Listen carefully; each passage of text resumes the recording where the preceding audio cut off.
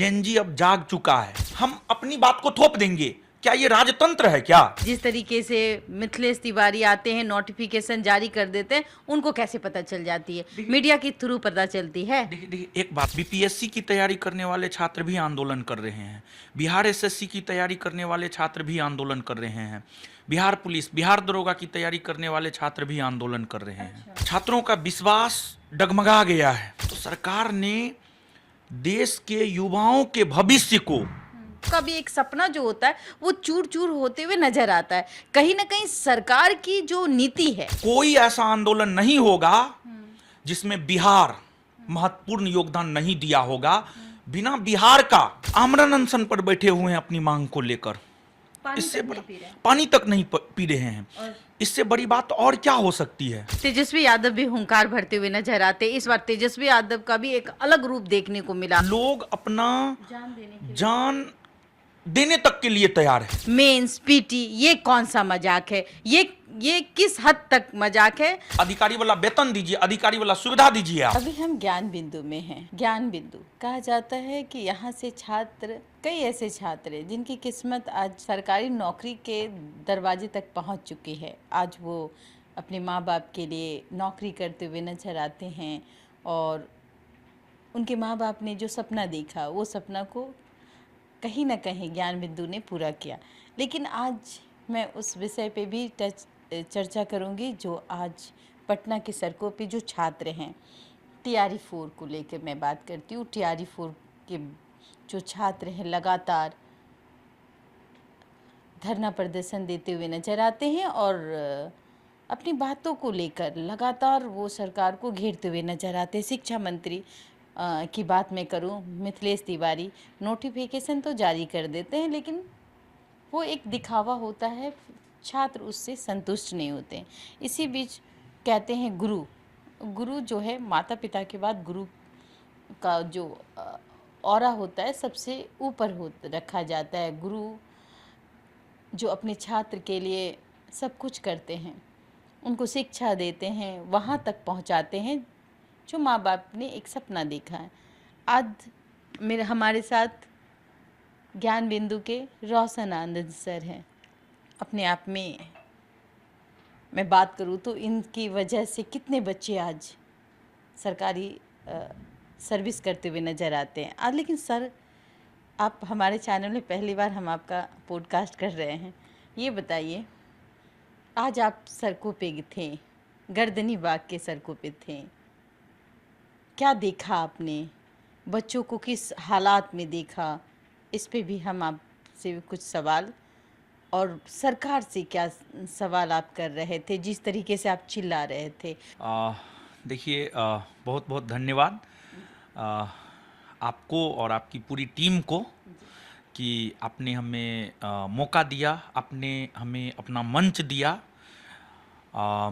लेकिन हम आपको बता दें, आज हम गर्दनी बाग गए थे तो वहाँ पर सिर्फ बीपीएससी टीआरई को लेकर के छात्र आंदोलन नहीं कर रहे हैं, बल्कि अगर हम देखें तो वहाँ पर बीपीएससी की तैयारी करने वाले छात्र भी आंदोलन कर रहे हैं, बिहार एसएससी की तैयारी करने वाले छात्र भी आंदोलन कर रहे हैं, बिहार पुलिस, बिहार दरोगा की तैयारी करने वाले छात्र भी आंदोलन कर रहे हैं।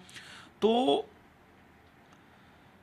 कोई भी छात्र, जनरल कंपटीशन की तैयारी करने वाले कोई भी छात्र अभी संतुष्ट नहीं है। छात्रों का विश्वास डगमगा गया है और जरूरत है कि सिस्टम एक विश्वास पैदा करे। देखिए, इसमें सरकार की कोई गलती नहीं है, सरकार की कोई गलती नहीं है। सरकार हर काम नहीं कर सकता है। जैसे घर में ही काम होता है तो क्या सिर्फ मम्मी ही सब काम करती है या पिताजी ही सब काम करते हैं? हर किसी का अपना काम बटा हुआ होता है। सरकार है तो सरकार के पास बहुत बड़ा काम है। तो सरकार ने देश के युवाओं के भविष्य को कुछ बोर्ड पर छोड़ दिया है। जैसे बिहार की अगर हम बात करें तो बिहार में बिहार के युवाओं का भविष्य BPSC board, Bihar SSC board, CSBC board और बीपीएसएससी बोर्ड के कंधों पर है। ये जो सरकार और छात्रों के बीच में ये बोर्ड है जो एग्जाम करवाता है, यहाँ के सिस्टम के द्वारा अनियमितता किया जाता है। तो इसमें सुधार की जरूरत है। और ये लोग, हाँ, सरकार और छात्रों के बीच में जो है बोर्ड जो एग्जाम कंडक्ट करवाता है, यहां पर गड़बड़ियां हैं। और ये लोग जो है ना, छात्रों की मांग को सरकार तक पहुंचने ही नहीं देता है। और आप विश्वास मानिए, क्या कहते हैं, अगर पहुंचने नहीं दिया जाता, जिस तरीके से मिथिलेश तिवारी आते हैं, नोटिफिकेशन जारी कर देते हैं, उनको कैसे पता चल जाती है? मीडिया के थ्रू पता चलती है। देखिए एक बात, देखिए अब किसी भी चीज को रखने का अलग अलग तरीका होता है। मतलब सही रूप में छात्र क्या मांग रहा है, सही रूप में बात नहीं पहुंचाता है। बात तो पहुंचता है लेकिन सही रूप में बात नहीं पहुंचता है। किसी भी चीज को कई तरीकों से कहा जा सकता है। जैसे एक ग्लास है, उसमें पानी आधा भरा हुआ है, आप उसको कह सकते हैं आधा ग्लास भरा हुआ है। आप उसको कह सकते हैं आधा ग्लास खाली है। आधा ग्लास खाली है कह रहे हैं, मतलब ये निगेटिव हो गया। आधा ग्लास भरा है, ये पॉजिटिव सेंस में हो गया। मतलब बातों को पॉजिटिव सेंस में सरकार तक नहीं पहुंचाता ये बोर्ड के लोग। अच्छा। तो गड़बड़ियां यहां है। गड़बड़ियां सरकार में नहीं। कब तक चलेगी ना? ये तो गड़बड़ी तब तक है, तब तक तो उम्र बीत जाती है। जो इंतजार करते हैं कि हमारे बच्चे जो हैं, क्योंकि देखिए अगर देखा जाए तो कई जिलों से आकर के बच्चे राजधानी में पढ़ते हैं। माँ बाप का वो गरीब हो, अमीर हो, मध्यम परिवार के हो, वो अपने बच्चों का खर्चा राजधानी में अपने बच्चों को शिक्षा और सुरक्षा के आधार पर भेजते हैं। जिसकी जितनी कह के सक्षमता होती है, उस हिसाब से अपने बच्चों को उस जगह पढ़ाते हैं। लेकिन उम्र सीमा ये बहुत मायने रखता है। कभी कभी माँ बाप भी तंग आ जाते हैं और कहते हैं कि भाई कब तक वहाँ बैठ कर निठल्ले की तरफ पढ़ोगे, या तुम लफवागिरी कर रही हो। लड़कों के बारे में, लड़कियों के बारे में यही थॉट माँ बाप का हो जाता है। और माँ बाप का भी एक सपना जो होता है वो चूर चूर होते हुए नजर आता है। कहीं ना कहीं सरकार की जो नीति है, उस नीति को कैसे सरकार ने, आपने कहा कि सरकार के जो बीच के सिस्टम में है, वो सिस्टम में कहीं ना कहीं कुछ कमियां हैं, जो कमियां साफ साफ दिखाई दे रही। तो आखिर में ये सिस्टम को तो सरकार ही ना तोड़ेगी, सरकार के ही नियंत्रण में ना है ये सिस्टम, फिर कहाँ चूक रह जाती है? देखिए जो भी चूक है ना, वो बीच में ही है। देखिए कोई भी जो नीति बनाया जाता है, आप देखेंगे कि एक चीज हम बोलना चाहते हैं जी। नेता के लिए कोई क्वालिफिकेशन नहीं मायने होता है। भारत का सबसे बड़ा संवैधानिक पद है राष्ट्रपति का पद। नहीं, एक मिनट, राष्ट्रपति का पद। लेकिन उसके लिए पढ़ा लिखा हो कोई जरूरी नहीं है। हमारे संविधान में है ये, पढ़ा लिखा हो कोई जरूरी नहीं है। तो ये जो मतलब नीति सब बनता है, ये कौन बनाता है? सिस्टम बनाती है। हाँ, सिस्टम बनाता है। और वही जिस रूप में चीजों को मोड़ना चाहता है उस रूप में मोड़ता है। लेकिन पढ़े लिखे लोगों की जरूरत है। पढ़े लिखे लोगों की जरूरत है, हम इसलिए बोल रहे हैं। पढ़े लिखे से भी ज्यादा ईमानदार लोगों की जरूरत है। ईमानदार लोगों की जरूरत है। ईमानदार लोगों की, एकदम ईमानदार लोगों की जरूरत है। देखिए हम लोग मतलब विश्व गुरु बनाने की बात करते हैं कि भारत को विश्व गुरु बनाना है। लेकिन कोई भी देश बिना शिक्षा का, बिना शिक्षा के प्रगति का, बिना देश के बेहतर युवा के, हमको नहीं लगता है कोई भी देश विश्व गुरु बन सकता है। तो कहीं ना कहीं मतलब चीजों को पॉजिटिव वे में रखा जाए सरकार के सामने, तो हमको लगता है कि मतलब चीजों में बहुत बड़ा परिवर्तन हो सकता है। और हम आपको बता दें, बिहार हमेशा से बड़ा परिवर्तन किया है। बिहार के पटना के गांधी मैदान से ही जेपी आंदोलन की शुरुआत हुई थी, जिस आंदोलन ने इंदिरा गांधी की तानाशाही सत्ता से बेदखल कर दिया। इंदिरा गांधी तक स्वयं 1977 का लोकसभा चुनाव हार गई थी, अपना सीट हार गई थी।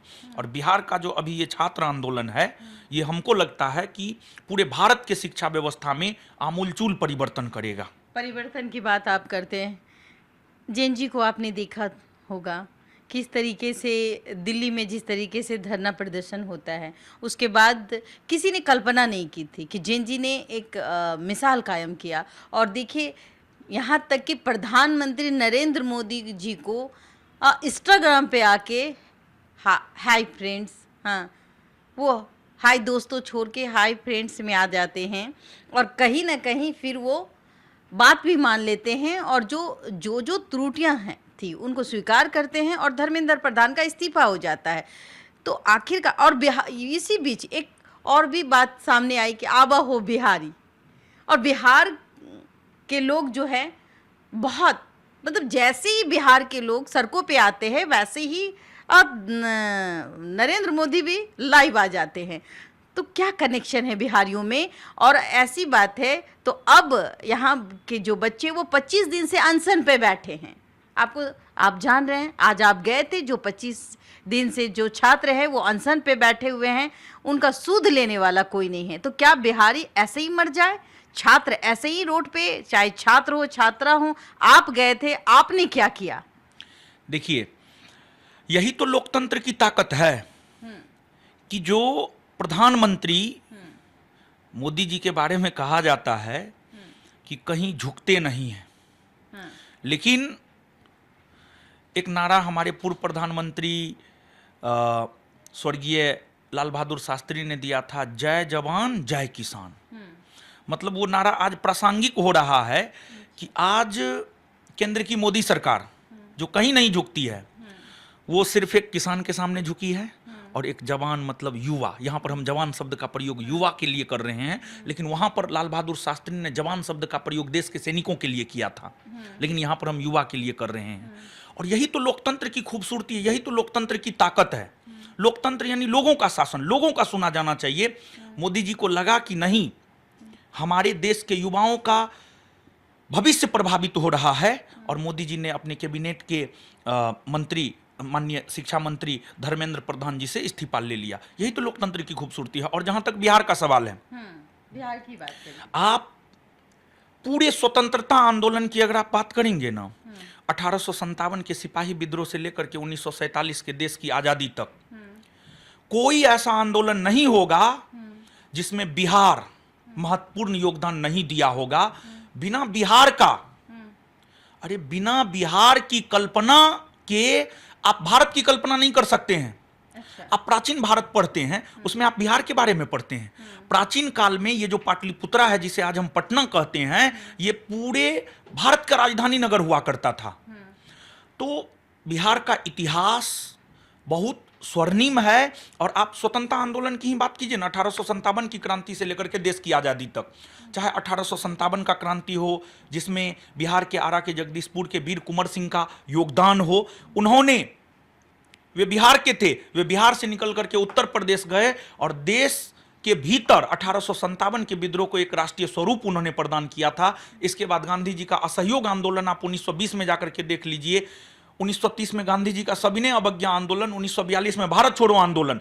हर आंदोलन में बिहार की अहम भूमिका रही है। बिना बिहार के कोई आंदोलन सफल हो ही नहीं सकता है। अगर आज दिल्ली का जंतर मंतर आंदोलन सफल हुआ है तो वो बिहारियों का बहुत बड़ा योगदान है। नो डाउट सभी लोगों का योगदान है, लेकिन बिहारियों का भी योगदान है। बिहार के योगदान को आप डिनाई नहीं कर सकते हैं, डिनाई नहीं कर सकते।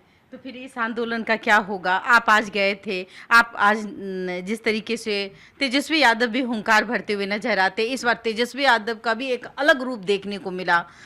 कई दफ़ा देखा जाता था तेजस्वी यादव जो है वो घूमने निकल जाते थे, कटाक्ष जो है वो जो पक्ष की सरकार है वो बोलती हुई नजर आती थी, अरे गए होंगे घूमने के लिए। लेकिन अब जो है वो उनका जो तेवर है वो चेंज हो गया। गर्दनी बाग में भी उन्होंने मिथिलेश तिवारी को मिस्टेक तिवारी बताया और ये भी कहा कि फेविकॉल की तरह कुर्सी पे मत चिपकिए।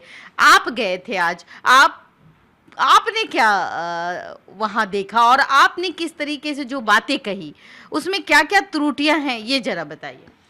देखिए, आज हम गए थे तो वहाँ पर, अब आप स्वयं सोचिए कि आमरण अनशन पर बैठे हुए हैं अपनी मांग को लेकर, इससे पानी तक नहीं पी रहे हैं। इससे बड़ी बात और क्या हो सकती है? जब कोई व्यक्ति एक दिन फास्टिंग करता है तो उसको नानी याद आ जाता है। और आपने कहा था कि 25 दिन से आमरण अनशन पर है, नहीं, पिछले 6 से 7 दिन से आमरण अनशन पर है। पिछले 6 हाँ नहीं नहीं पिछले 6 से 7 दिन से आमरण अनशन पर है अमन कुमार, और जानवी जो है 3 दिन से संभवतः आमरण अनशन पर है।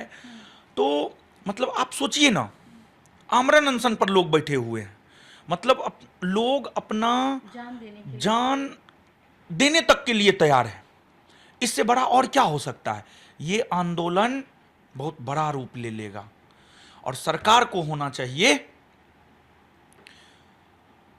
संवाद करे। संवाद से ही समस्या का समाधान निकलता है। टेबल पर बैठ करके युवाओं से बात करे।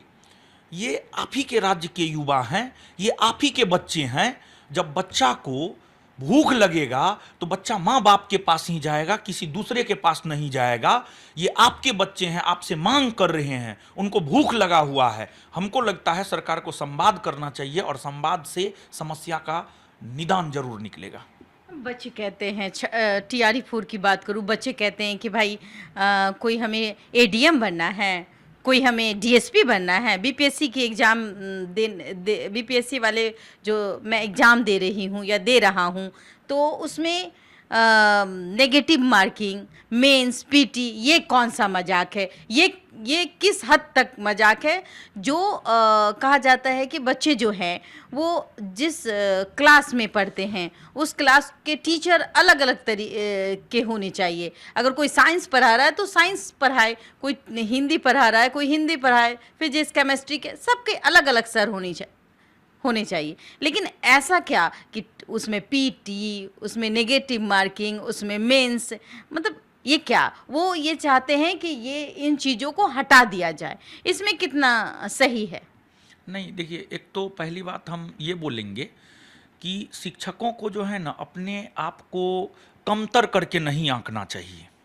मतलब जो भविष्य के शिक्षक हैं, जो बनने वाले शिक्षक हैं, जो तैयारी करते हैं, उनको अपने आप को कमतर करके नहीं आंकना चाहिए। एक शिक्षक डीएम एसपी उससे बड़ा होता है। एक शिक्षक बेहतर समाज का निर्माता होता है।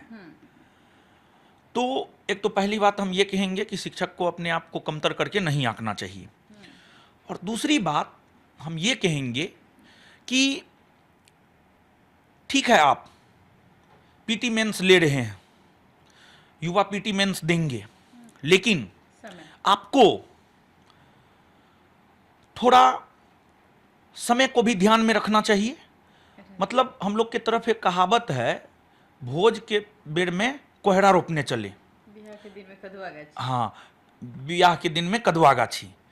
तो एक समय टीआरई 4 का आप एग्जाम दिसंबर में लीजिएगा, अभी अगस्त लास्ट चल रहा है, तो कैसे होगा? एक समय मायने रखता है। और दूसरी बात यह है कि आपको फिजिक्स का अच्छा टीचर चाहिए, आप पीटी मेंस लीजिए, लेकिन पीटी में भी उससे फिजिक्स से क्वेश्चन पूछिए, मेंस में भी फिजिक्स से क्वेश्चन पूछिए, तब ना आपको बेहतर क्वालिटी मिलेगा। शिक्षा मंत्री कहते हैं कि जो है हमको बेहतर शिक्षक चाहिए। अरे बेहतर शिक्षक चाहिए तो आपका प्रणाली भी तो बेहतर होना चाहिए। और बेहतर शिक्षक आपको कब मिलेगा? अब मान लिया जाए कि कोई शिक्षक जो है फिजिक्स, कोई शिक्षक जो है उसको फिजिक्स पढ़ाना है बच्चों को, उसको इतिहास से क्या मतलब है, उसको ज्योग्राफी से क्या मतलब? हमको नहीं लगता है बहुत ज्यादा मतलब होना चाहिए। कोई इतिहास पढ़ाता है, उसको फिजिक्स से क्या मतलब है? आप पीटी में भी उससे उसी सब्जेक्ट का क्वेश्चन पूछिए, और बेहतर शिक्षक आपको मिलेगा और क्वालिटी वाला शिक्षक मिलेगा आपको। और आप पीटी मेंस कर रहे हैं, ठीक है, आप कीजिए। आप पीटी मेंस के जरिए अधिकारी बनाते हैं, आप पीटी मेंस टीचर में लागू कर रहे हैं, तो अधिकारी वाला वेतन दीजिए, अधिकारी वाला सुविधा दीजिए आप, तब आप पीटी मेंस कीजिए। नहीं तो आप अधिकारी वाला वेतन और सुविधा नहीं दे सकते हैं तो फिर आप पीटी मेंस मत कीजिए। मतलब सिर्फ जो है हम अपनी बात को थोप देंगे। क्या ये राजतंत्र है? क्या राजतंत्र आपको लोकतंत्र है? ये लोकतंत्र है। यहां पर आपको सुनना पड़ेगा, लोगों की बात आपको सुननी पड़ेगी। लोगों ने ही चुन करके आपको भेजा है। लोग चुन करके भेजते हैं तो एहसास कहाँ होता है कि लोगों ने हमें चुन के भेजा है। जब हम किसी के जिस वक्त वोट की बारी आती है, वोट मांगने की बारी आती है, तो हम ग्राम ग्राम में जाते हैं, छोटे छोटे बच्चों को गोदी में उठाते हैं, उसके बाद जब हम जीत जाते हैं फिर हम राजा हो जाते हैं। नहीं, यही तो गलत है ना। यही तो मतलब बहुत सारी कमियां हैं हमारे राजनीतिक प्रणाली में, हमारे शैक्षणिक प्रणाली में बहुत सारी कमियां हैं। वही नेता जो काम नहीं करता है, आप याद कीजिए जब चुनाव का समय आता है, घूमने जाता है तो उसको जनता दौड़ा देता है, ये भी तो विजुअल आता है। लेकिन अगर आप ईमानदारी से काम करेंगे तो कोई आपको ऐसे दौड़ा देगा? तो एकदम प्यार करेगा। आप विश्वास मानिए कि आप जनता के द्वारा, जनता के प्रतिनिधि हैं आप, आपको जनता के लिए काम करना पड़ेगा। नहीं तो जेन जी अब जाग चुका है। अब लोग अब तो अपना अल्फा भी जाग चुके हैं, अल्फा। हाँ, जेन अल्फा, जेन जी से भी ज्यादा खतरनाक जेन अल्फा है। उनमें हिम्मत भी है। तो ट्रेन रोक दिया उन्होंने, ट्रेन रोक दिया। वही तो, अब लोग जागरूक हो चुके हैं, लोग अपना अधिकार और कर्तव्य जान चुके हैं। अब आप मतलब पुराना धर्रा वाला राजनीति कीजिएगा तो वो हमको नहीं लगता है चलने वाला है।